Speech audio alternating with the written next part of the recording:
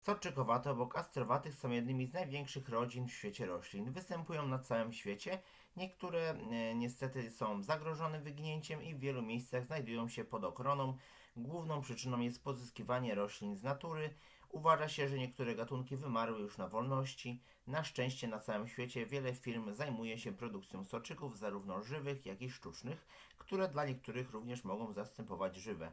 W Polsce rośnie około 50 gatunków z różnych rodzajów. Mówiąc storczyki, orchidee, mamy zwykle na myśli bardzo popularne na całym świecie rośliny doniczkowe, trzymane w domach na parapecie o charakterystycznych dekoracyjnych kwiatach w wielu odmianach kolorystycznych.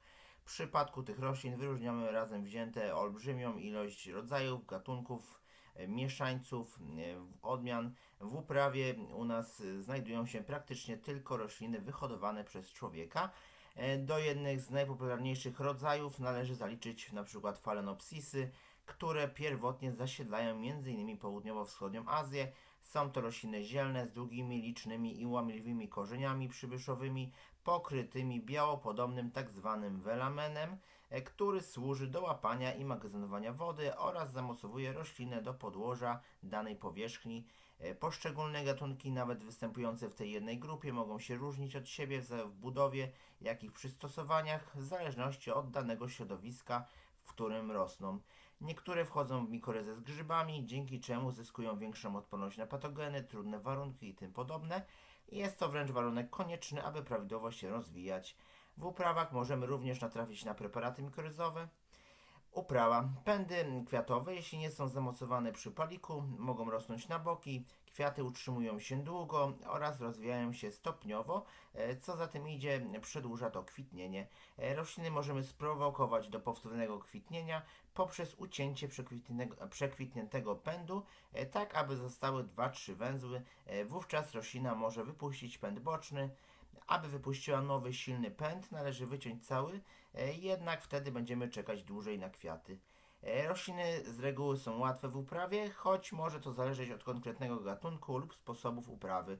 Dobrze rosną i kwitną w temperaturze pokojowej ze względu na specyficzne warunki życia. Rośliny uprawia się inaczej od wielu innych roślin doniczkowych. W naturze zwykle występują na drzewach, skałach, w lasach równikowych, choć oczywiście zdarzają się wyjątki. Najprościej jest je uprawiać w przezroczystej doniczce w specjalnym podłożu.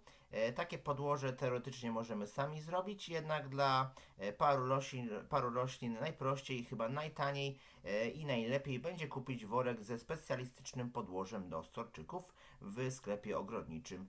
Niektóre osoby mające warunki, doświadczenie i chęci uprawiają storczyki na inne sposoby, np. na kratkach.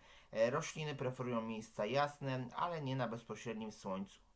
Aby prawidłowo się rozwijać, powinny być nawożone, jednak nie są one jakoś bardzo wymagające i nawet długo nienawożone mogą dobrze kwitnąć.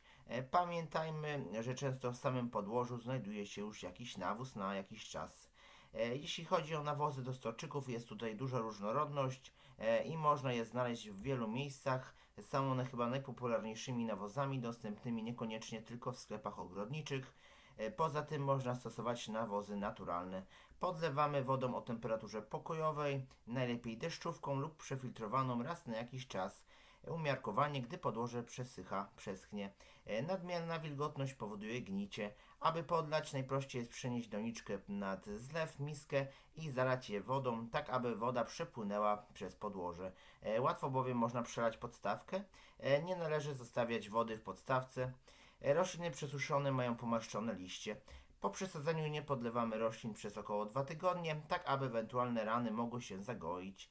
Przesadzamy np. co 2-3 lata lub jeszcze rzadziej. Nie należy sadzić do zbyt dużych doniczek. Storczyki lubią wysoką wilgotność powietrza i warto je spryskiwać, jednak należy unikać zdraszania kwiatów, a także wystawiania części roślin na działanie grzejnika, to znaczy mogą rosnąć na parapecie, pod którym jest grzejnik, ale korzenie, liście nie mogą być wystawione na działanie suchego powietrza z grzejnika. Rośliny mogą być atakowane przez patogeny lub szkodniki, jednak zwykle przy prawidłowej uprawie, bynajmniej w moim przypadku, nie sprawiają problemów. Nigdy im się nic nie działo. Rozmnażanie może odbywać się na wiele sposobów, zależy też z jakim gatunkiem, rodzajem mamy do czynienia. W warunkach domowych na przykład może się odbyć przez tak zwane kejki, niewielkie rośliny wyrastające na węzłach kwiatowych. Jednak aby to nastąpiło, musi nastąpić odpowiednia kumulacja hormonów, a z własnego doświadczenia mogę powiedzieć, że występuje to skrajnie rzadko. W moim przypadku nie miałem jeszcze okazji pobierać takich sadzonek. Z tego też powodu niektórzy do tego celu używają sztucznych hormonów, którymi smaruje się węzły. Prócz tego wykorzystuje się m.in. pędy kwiatowe czy pseudobulwy. W warunkach towarowych laboratoryjnych wyróżniamy także jeszcze inne metody rozmnażania, takie jak in vitro. Osobiście uważam, że najprościej jest kupić w promocji dorosłą, kwitnącą roślinę, aczkolwiek satysfakcja z rozmnażania jest na pewno duża. To wszystko, dzięki za oglądanie i do zobaczenia.